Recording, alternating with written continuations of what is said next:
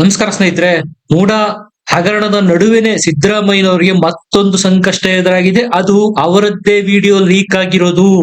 ಈಗ ಕೈಪಾಳ್ಯದಲ್ಲಿ ಪರಿಸ್ಥಿತಿ ಹೇಗಾಗಿದೆ ಅಂದ್ರೆ ಸಂಕಷ್ಟಗಳ ಮೇಲೆ ಸಂಕಷ್ಟ ಎದುರಾಗ್ತಾ ಇದೆ. ಅದು ತಮ್ಮದೇ ಮುಖ್ಯಮಂತ್ರಿಗೆ. ಏನ್ ಈ ವಿಡಿಯೋ ಬ್ಲಾಸ್ಟ್, ಅದ್ರಲ್ಲಿ ಇರೋದಾದ್ರೂ ಏನು? ಸಿದ್ದರಾಮಯ್ಯನವರು ರೆಡ್ ಹ್ಯಾಂಡ್ ಆಗಿ ಸಿಲುಕಿ ಹಾಕಿಕೊಳ್ತಾ ಇದ್ದಾರಾ? ಸಿದ್ದರಾಮಯ್ಯನವರಿಗೆ ಯಾಕಿಂತ ಪರಿಸ್ಥಿತಿ ಬಂತು? ಆ ವಿಡಿಯೋ ಇಟ್ಕೊಂಡು ಈಗ ಪ್ರತಿಪಕ್ಷದವರು ಯಾವೆಲ್ಲ ದಾಳಗಳನ್ನು ಉರುಳಿಸ್ತಾ ಇದ್ದಾರೆ. ಇದೇ ವಿಡಿಯೋದಿಂದ ಹೈಕಮಾಂಡ್ ಸಿದ್ದರಾಮಯ್ಯ ರಾಜೀನಾಮೆಗೆ ಆದೇಶ ನೀಡುತ್ತಾ? ಎಲ್ಲದರ ಬಗ್ಗೆ ಮಾಹಿತಿ ಕೊಡ್ತೀನಿ. ದಯಮಾಡಿ ನಮ್ಮ ಚಾನೆಲ್ ನ ಸಬ್ಸ್ಕ್ರೈಬ್ ಮಾಡಿ, ಅನಿಸಿಕೆ ಅಭಿಪ್ರಾಯಗಳನ್ನು ಕಮೆಂಟ್ ಮಾಡಿ ತಿಳಿಸಿ. ಸ್ನೇಹಿತರೆ, ಈಗ ಸದ್ಯ ರಾಜ್ಯ ರಾಜಕಾರಣದಲ್ಲಿ ಏಟಿಗೆ ಎದುರೇಟು, ಸೇರಿಗೆ ಸವಾ ಸೇರು ಅನ್ನುವಂತೆ ನಡೀತಾ ಇದೆ. ನಿಮ್ಮ ಮೇಲೂ ಸಹ ಪ್ರಕರಣಗಳಿವೆ. ನೀವು ರಾಜೀನಾಮೆ ಕೊಡಲ್ಲ ಅಂದ್ಮೇಲೆ ನನ್ನ ರಾಜೀನಾಮೆ ಯಾಕೆ ಕೇಳ್ತೀರಾ ಅಂತ ಪ್ರತಿಪಕ್ಷಗಳು ಮತ್ತು ಆಡಳಿತ ಸಿದ್ದರಾಮಯ್ಯನವರು ಸರ್ಕಾರ ಪರಸ್ಪರ ಕೆಸರೆರ ಚಾಟದಲ್ಲಿ ತೊಡಗಿರೋದು ನಿಮಗೆಲ್ಲ ಗೊತ್ತೇ ಇದೆ. ಈಗಾಗಲೇ ಯಡಿಯೂರಪ್ಪನವರ ವಿರುದ್ಧ ಮತ್ತು HD ಕುಮಾರಸ್ವಾಮಿ ಅವರ ವಿರುದ್ಧ ಸಹ ಕೇಸ್ಗಳಿವೆ, FIR ಸಹ ಆಗಿದೆ. ಅವರೇನು ರಾಜೀನಾಮೆ ಕೊಟ್ಟಿದಾರಾ? ನನ್ನ ರಾಜೀನಾಮೆ ಯಾಕೆ ಕೇಳ್ತೀರಾ ಅಂತ ವಾಗ್ದಾಳಿ ಮಾಡ್ತಾ ಇದ್ದಾರೆ CM ಸಿದ್ದರಾಮಯ್ಯನವರು. ಕುರ್ಚಿ ಬಿಡೋ ಪ್ರಶ್ನೆನೇ ಇಲ್ಲ, ರಾಜೀನಾಮೆಯ ಪ್ರಶ್ನೆನೇ ಇಲ್ಲ. ನಾನು ನನ್ನ ಕೇಸ್ಗಳನ್ನು ಕಾನೂನು ಹೋರಾಟದಲ್ಲಿ ಗೆಲ್ತೇನೆ ಅಂತ ಸವಾಲು ಆಗ್ತಾ ಇದ್ದಾರೆ ಸಿದ್ದರಾಮಯ್ಯನವರು. ಆದ್ರೆ ನೀವು ನೋಡಿರ್ಬೋದು, 187 ಪುಟಗಳ ಮೂಡ ಪ್ರಕರಣಕ್ಕೆ ಸಂಬಂಧಪಟ್ಟಂತೆ ಪ್ರಾಸಿಕ್ಯೂಷನ್ ಏನು ಅನುಮತಿ ಕೊಟ್ಟಿತ್ತು ಹೈಕೋರ್ಟ್, ಅದರಲ್ಲೇ ಸ್ಪಷ್ಟವಾಗಿ ಮೆನ್ಷನ್ ಮಾಡಿದೆ, ಇಂಥ ಕೇಸ್ನಲ್ಲದೆ ಇನ್ಯಾವುದನ್ನು ನೀವು ತನಿಖೆ ಮಾಡ್ತೀರಾ? ತನಿಖೆ ಆಗೇ ಹೋಗ್ಲಿ, ತಪ್ಪಿತಸ್ಥರಿದ್ರೆ ಶಿಕ್ಷೆ ಆಗ್ಲಿ, ಇಲ್ಲ ಅಂದ್ರೆ ಆರೋಪ ಮುಕ್ತರಾಗಿ ಹೊರಗೆ ಬರ್ಲಿ ಅನ್ನುವ ಅಭಿಪ್ರಾಯ ತಾನೇ ಹೈಕೋರ್ಟ್ ವ್ಯಕ್ತ ಮಾಡಿದ್ದು. ಆದ್ರೂ ಸಹ ಸಿದ್ದರಾಮಯ್ಯನವರಿಗೆ ಕಾನ್ಫಿಡೆನ್ಸ್ಗೆ ಯಾವುದೇ ಕೊರತೆ ಇಲ್ಲ. ಅದು ಒಂದ್ ಕಡೆ ಇರ್ಲಿ, ಇಂತಹ ಸಮಯದಲ್ಲಿ ಈಗ ಸಿದ್ದರಾಮಯ್ಯನವರ ವಿಡಿಯೋ ಒಂದು ರಾಜ್ಯ ರಾಜಕಾರಣದಲ್ಲಿ ಸಂಚಲನ ಸೃಷ್ಟಿ ಮಾಡಿದೆ. ಫೇಸ್ಬುಕ್, ಟ್ವಿಟರ್, ವಾಟ್ಸ್ಆಪ್ ಎಲ್ಲ ಸೋಷಿಯಲ್ ಮೀಡಿಯಾಗಳಲ್ಲಿ ಈ ಒಂದು ಸಿದ್ದರಾಮಯ್ಯನವರ ತುಣುಕಿನ ವಿಡಿಯೋ ವೈರಲ್ ಆಗ್ತಾ ಇದೆ. ಅದು ಈಗ ಪ್ರತಿಪಕ್ಷ ಬಿಜೆಪಿ ಮತ್ತು JDS ನವರಿಗೆ ಬಯಸದೇ ಬಂದ ಭಾಗ್ಯವಂತಾಗಿದೆ, ಬ್ರಹ್ಮಾಸ್ತ್ರ ಸಿಕ್ಕಂತಾಗಿದೆ. ಅದನ್ನೇ ಇಟ್ಕೊಂಡು ಈಗ ಕುಮಾರಸ್ವಾಮಿ ಅವರು ಸಹ ವಾಗ್ದಾಳಿ ಮಾಡ್ತಾ ಇದ್ದಾರೆ CM ಸಿದ್ದರಾಮಯ್ಯನವರ ವಿರುದ್ಧ. ನಿಮಗೆ ಕುತೂಹಲ ಇರ್ಬೋದು ಯಾವ ವಿಡಿಯೋ ಅದು ಅಂತ. 2011ರಲ್ಲಿ ಇದೇ ಸಿದ್ದರಾಮಯ್ಯನವರು ರಾಜ್ಯಪಾಲರ ಕುರಿತು ಮಾತಾಡಿರ್ತಕ್ಕಂತಹ ವಿಡಿಯೋ. ಅದು ನೋಡಿ ಈಗ ಗವರ್ನಮೆಂಟ್ ವರ್ಸಸ್ ಗವರ್ನರ್ ಅನ್ನುವಂತ ಜಟಾಪಟಿ ತಾರಕಕ್ಕೇರಿದೆ. ಪತ್ರ ಸಮರ ಸಾರಿದ್ದಾರೆ ರಾಜ್ಯಪಾಲರು. ಆ ಕಡೆ ರಾಜ್ಯ ಸರ್ಕಾರದ ವಿರುದ್ಧ, ಈ ಕಡೆ ಸರ್ಕಾರ ಸಹ ತಮ್ಮ ಎಲ್ಲ ನಿಲುವುಗಳನ್ನು ಸಂಪುಟದ ಮೂಲಕವೇ ನಿರ್ಣಯ ತೆಗೆದುಕೊಂಡು ರಾಜ್ಯಪಾಲರಿಗೆ ಉತ್ತರ ಕೊಡಬೇಕು ಅನ್ನುವಂತಹ ದಿಟ್ಟ ಕ್ರಮ ಕೈಗೊಂಡಿದೆ.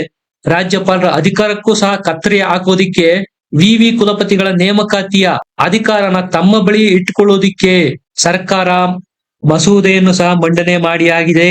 ಇದು ರಾಜ್ಯಪಾಲರ ಕೆಂಗಣ್ಣಿಗೆ ಗುರಿಯಾಗಿದೆ. ಹಾಗಾಗಿ ನಾನು ಹೇಳಿದ್ದು, ಗವರ್ನರ್ ವರ್ಸಸ್ ಗವರ್ನಮೆಂಟ್ ಅನ್ನುವ ಸಿಚುವೇಶನ್ ಈಗ ಕರ್ನಾಟಕದಲ್ಲಿ ಪ್ರಸ್ತುತ ಸೃಷ್ಟಿಯಾಗಿರೋದು. ಇಲ್ಲಿ ಈ ವಿಡಿಯೋ ಪ್ರಸ್ತಾಪ ಯಾಕಪ್ಪ ಆಗತ್ತೆ ಅಂದ್ರೆ, ಇದೇ ಸಿದ್ದರಾಮಯ್ಯನವರು ಏನು ರಾಜ್ಯಪಾಲರ ವಿರುದ್ಧ ಸಮರ ಸಾರಿದ್ದಾರೆ, ಆಗ ರಾಜ್ಯಪಾಲರ ವಿರುದ್ಧ ಯಾವೆಲ್ಲ ಅಭಿಪ್ರಾಯಗಳನ್ನು, ಭಾವನೆಗಳನ್ನು, ಮಾತುಗಳನ್ನು ಆಡಿದ್ರು ಅನ್ನೋದು ಬಹಳ ಇಂಪಾರ್ಟೆಂಟ್. ಯಾಕಂದ್ರೆ ಒಬ್ಬೇ ವ್ಯಕ್ತಿ ಒಂದೇ ಸಂದರ್ಭ, ವ್ಯತ್ಯಾಸ ಏನು ಅಂದ್ರೆ ಆಗ ಆರೋಪ ಇದ್ದಿದ್ದು BS ಯಡಿಯೂರಪ್ಪನವರ ವಿರುದ್ಧ, ಈಗ ಆರೋಪ ಇರೋದು ಖುದ್ದು ಸಿದ್ದರಾಮಯ್ಯನವರ ವಿರುದ್ಧ. ಪರಿಸ್ಥಿತಿ ಹೀಗಿರುವಾಗ ಒಂದೇ ವ್ಯಕ್ತಿ ಒಂದೇ ಸಂದರ್ಭಕ್ಕೆ ಸಂಬಂಧಪಟ್ಟಂತೆ ಎರಡೆರಡು ನಿಲುವುಗಳನ್ನು ತಳೆಯೋದಿಕ್ಕೆ ಹೇಗೆ ಸಾಧ್ಯ? ಅದೇ ಈ ವಿಡಿಯೋದಲ್ಲಿ ಸ್ಪಷ್ಟವಾಗಿರೋದು, ಸಿದ್ದರಾಮಯ್ಯನವರ ದ್ವಂದ್ವ ನಿಲುವು. ಬಟ್ ನನ್ನ ಪ್ರಶ್ನೆ ಏನು ಅಂತಂದ್ರೆ, ರಾಷ್ಟ್ರಪತಿಯವರು ಈ ದೇಶದ ಸಂವಿಧಾನದ ಹೆಡ್, ಅವರ ಪ್ರತಿನಿಧಿಯಾಗಿ ಗವರ್ನರ್ಗಳು, ರಾಜ್ಯಪಾಲರುಗಳು ಪ್ರತಿ ರಾಜ್ಯದಲ್ಲಿ ಕೆಲಸ ಮಾಡ್ತಾ ಇರ್ತಾರೆ. ಒಂದು ಸರ್ಕಾರ ಸಂವಿಧಾನದ ಚೌಕಟ್ಟಿನೊಳಗಡೆ ಕೆಲಸ ಮಾಡ್ತಾ ಇದೆ ಇಲ್ವೋ ಅಂತಕ್ಕಂಥ ನೋಡ್ಕೊಳ್ತಕ್ಕಂಥ ಉಸ್ತುವಾರಿ ಇವ್ರಿಗೆ ಇರ್ತದೆ. ಸರ್ಕಾರ ತಪ್ಪು ಮಾಡಿದ್ರೆ ಆ ಸರ್ಕಾರಕ್ಕೆ ಎಚ್ಚರಿಕೆ ಕೊಡ್ತಕ್ಕಂಥ, ಅವ್ರಿಗೆ ಬುದ್ಧಿ ಹೇಳ್ತಕ್ಕಂಥ, ಅವ್ರ ಮೇಲೆ ಕ್ರಮ ತಗೊಳ್ತಕ್ಕಂಥ ಅಧಿಕಾರ ರಾಜ್ಯಪಾಲರಿಗಿದೆ.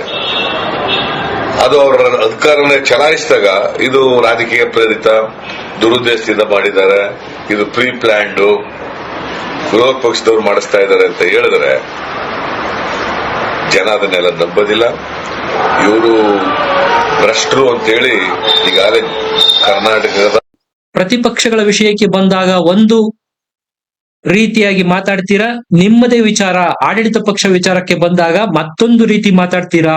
ಈ ದ್ವಂದ್ವ ನಿಲುವು ಯಾಕೆ ಅನ್ನೋದನ್ನೇ ಈಗ HD ಕುಮಾರಸ್ವಾಮಿ ಅವರು ಮತ್ತು ಬಿಜೆಪಿ ಅವರು ಪ್ರಶ್ನೆ ಮಾಡ್ತಾ ಇರೋದು ಈ ವಿಡಿಯೋನ ಮುಂದಿಟ್ಟು. ಇದೇ ವಿಡಿಯೋನ ಇಟ್ಬಿಟ್ಟು ಪ್ರತಿಪಕ್ಷಗಳು ಈಗ ಸಿದ್ದು ಸರ್ಕಾರನ ಪ್ರಶ್ನೆ ಮಾಡ್ತಾ ಇದ್ದಾರೆ. ಹಳೆ ವಿಡಿಯೋ ಆಗಿರ್ಬೋದು, ಆದ್ರೆ ಸಿದ್ದರಾಮಯ್ಯನವರೇ ಮಾತಾಡಿರೋದು ಅದೇ ಗವರ್ನರ್ಗೆ ಸಂಬಂಧಪಟ್ಟಂತೆ ಪ್ರಸ್ತಾಪ ಮಾಡಿರೋದು. ಆಗ ಪ್ರತಿಪಕ್ಷದಲ್ಲಿದ್ರು, ಈಗ ಆಡಳಿತ ಪಕ್ಷದಲ್ಲಿದ್ದಾರೆ, ಅಷ್ಟೇ ವ್ಯತ್ಯಾಸ. ಅವರೇ ಹೇಳಿದ್ರು ರಾಜ್ಯಪಾಲರ ಹುದ್ದೆ ಒಂದು ಸಾಂವಿಧಾನಿಕ ಹುದ್ದೆ. ಸರ್ಕಾರ ಜನರಿಂದ ನೇರವಾಗಿ ಆಯ್ಕೆಯಾಗಿರಬಹುದು, ಸರ್ಕಾರ ಸಂವಿಧಾನದ ಚೌಕಟ್ಟಿನಲ್ಲಿ ಕಾರ್ಯನಿರ್ವಹಿಸುತ್ತಾ ಅನ್ನುವುದನ್ನು ನಿಶ್ಚಿತಪಡಿಸಿಕೊಳ್ಳಬೇಕಾದ ಜವಾಬ್ದಾರಿ ರಾಜ್ಯಪಾಲರ ಮೇಲಿರುತ್ತೆ. ಅನುಮಾನ ಬಂದ್ರೆ ಪ್ರಶ್ನೆ ಮಾಡ್ತಾರೆ, ಅದರಲ್ಲಿ ಏನೂ ತಪ್ಪಿಲ್ಲ ಅಂತ ಅವತ್ತು ರಾಜ್ಯಪಾಲ ಹಂಸರಾಜ್ ಭಾರದ್ವಾಜರು ತೆಗೆದುಕೊಂಡಿರ್ತಕ್ಕಂತ ನಿರ್ಣಯನ, ಅಂದ್ರೆ ಯಡಿಯೂರಪ್ಪನವರ ವಿರುದ್ಧ ಪ್ರಾಸಿಕ್ಯೂಷನ್ಗೆ ಅನುಮತಿ ಕೊಟ್ಟಿರ್ತಕ್ಕಂತ ನಿರ್ಣಯನ ಬೆಂಬಲಿಸಿ ಮಾತಾಡಿದ್ರು ಸಿದ್ದರಾಮಯ್ಯನವರು ಆಗ 2011ರಲ್ಲಿ. ಈಗ ಅದೇ ರಾಜ್ಯಪಾಲರೇ ಇದ್ದಾರೆ, ಸರ್ಕಾರ ಚೇಂಜ್ ಆಗಿದೆ, ಆರೋಪ ಬಂದಿರೋದು ಸಿದ್ದರಾಮಯ್ಯನವರ ವಿರುದ್ಧ. ಈಗ ಮಾತಾಡ್ತಾ ಇರೋದೇನು, ಸಿದ್ದರಾಮಯ್ಯನವರ ಟೋನು ಚೇಂಜ್ ಆಗಿದೆ.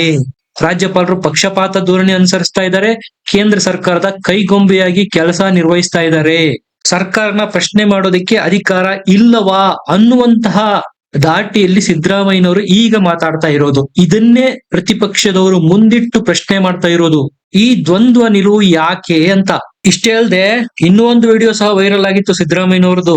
ಆಗ ಇದೇ ಯಡಿಯೂರಪ್ಪನವರ ವಿರುದ್ಧ ಮಾತಾಡಿದ್ರು, ಲೋಕಾಯುಕ್ತ ಯಾರ ಕೈ ಕೆಳಗೆ ಬರುತ್ತೆ, CM ಅವರ ಕೈ ಕೆಳಗೆ ಬರುತ್ತೆ ಅಂತ ತನಿಖಾ ಸಂಸ್ಥೆಯಿಂದ ತನಿಖೆ ಮಾಡೋದು ಎಷ್ಟು ಸರಿ, ಇದನ್ನ CBIಗೆ ಕೊಡಬೇಕು ಅಂತ ಇದೇ ಸಿದ್ದರಾಮಯ್ಯನವರು ಆಗ ಮಾತಾಡಿದ್ರು.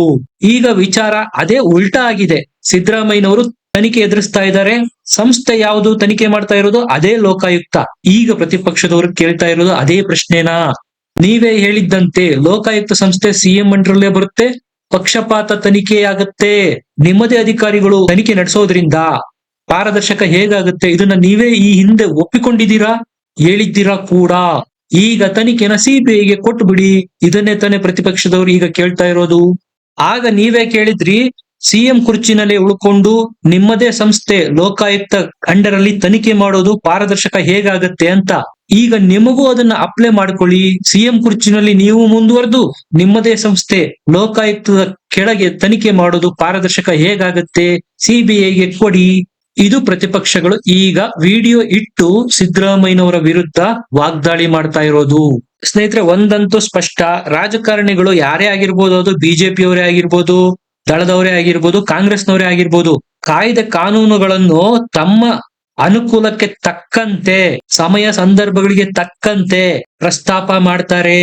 ಈಗೇನು ರಾಜ್ಯಪಾಲರು ತಾವರ್ ಚಂದ್ ಗೆಹ್ಲೋಟ್ ಅವರು ತೆಗೆದುಕೊಂಡಿದ್ದಾರೆ ನಿರ್ಧಾರ, ಅದೇ ತರದ ನಿರ್ಧಾರಗಳನ್ನು ಈ ಹಿಂದೆ 2011ರಲ್ಲಿ ಹಂಸರಾಜ್ ಭಾರದ್ವಾಜ್ ಅವರು ತೆಗೆದುಕೊಂಡಿದ್ರು. ಆಗ ಯಾವುದೇ ಉಳುಕು CM ಸಿದ್ದರಾಮಯ್ಯನವರಿಗೆ ಕಂಡಿರಲಿಲ್ಲ, ಕಾರಣ ಆಗ ಪ್ರತಿಪಕ್ಷದಲ್ಲಿದ್ರು. ಈಗ ನೋಡಿ ಆಡಳಿತ ಪಕ್ಷದಲ್ಲಿದ್ದಾರೆ, ತಮ್ಮದೇ ವಿರುದ್ಧ ಕೂಗು ಕೇಳಿ ಬಂದಿದೆ, ಈಗ ಉಳುಕುಗಳು ಕಂಡು ಬರ್ತಾ ಇದೆ. ಸ್ನೇಹಿತರೆ, ಇದು ರಾಜಕೀಯ, ಪ್ಯೂರ್ ರಾಜಕೀಯ. ಈಗ ಪ್ರತಿಪಕ್ಷಗಳು ವಾಗ್ದಾಳಿ ಮಾಡ್ತಾ ಇರೋದೇನು, ಸಿದ್ದರಾಮಯ್ಯನವರು ಅಧಿಕಾರ ದಾಹ, ಕುರ್ಚಿಗೆ ಅಂಟಿಕೊಂಡು ಇಂತಹ ಮಾತುಗಳನ್ನು ಈಗ ಆಡ್ತಾ ಇದ್ದಾರೆ. ತಾವೇ ಹಿಂದೆ ಹಾಡಿದ್ದಂತಹ ಮಾತುಗಳ ವಿಡಿಯೋ ತರಿಸಿಕೊಂಡು ಒಮ್ಮೆ ನೋಡಿ, ನೈತಿಕತೆ ನೆಲಗಟ್ಟಿನಲ್ಲಿ ರಾಜೀನಾಮೆ ಕೊಡಿ ಅನ್ನೋದು ಪ್ರತಿಪಕ್ಷಗಳ ಬಿಗಿಯಾದ ಪಟ್ಟು. ಸ್ನೇಹಿತರೆ, ಇದರ ಬಗ್ಗೆ ನಿಮಗೇನ್ ಅನ್ಸುತ್ತೆ? ಪ್ರತಿಪಕ್ಷ ಬಿಜೆಪಿ ಮತ್ತು JDS ನವರು 2011ರ ಹಳೆ ವಿಡಿಯೋನ ಈಗ ಮುಂದಿಟ್ಟು ರಾಜೀನಾಮೆ ಕೇಳ್ತಾ ಇರೋದು ಸರಿನಾ, ಅಥವಾ ಸಿದ್ದರಾಮಯ್ಯನವರು ಆಗ ಹೇಳಿದ ಮಾತಿಗೂ ಈಗ ಆಡ್ತಾ ಇರ್ತಕ್ಕಂಥ ಮಾತಿಗೂ ವ್ಯತ್ಯಾಸ ಯಾಕಿದೆ? ಇದು ಸಹಜನಾ, ಅಥವಾ ಅವರೇ ಹೇಳಿದ್ದಂತಹ 2011ರ ಮಾತಿಗೆ ಬದ್ಧರಾಗಿರಬೇಕಾ? ನಿಮ್ಮ ಅನಿಸಿಕೆ ಅಭಿಪ್ರಾಯಗಳನ್ನು ಕಮೆಂಟ್ ಮಾಡಿ ತಿಳಿಸಿ, ಲೈಕ್ ಮಾಡಿ, ಶೇರ್ ಮಾಡಿ, ನಮ್ಮ ಚಾನೆಲ್ ನ ಸಬ್ಸ್ಕ್ರೈಬ್ ಮಾಡಿ. ಮತ್ತೆ ಸಿಗೋಣ, ನಮಸ್ಕಾರ.